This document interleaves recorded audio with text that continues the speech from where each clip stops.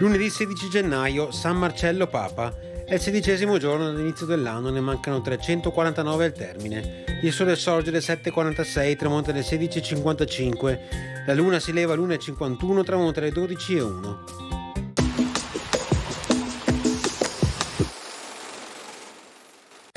Si stabilisce che, d'ora in avanti, soltanto 3 persone appartenenti alla stessa stirpe familiare potranno far parte del Consiglio dei Pregadi, vale a dire del Senato. Ciò perché, essendo il Maggior Consiglio un organo oligarchico ereditario, esso era composto esclusivamente dalle stesse famiglie.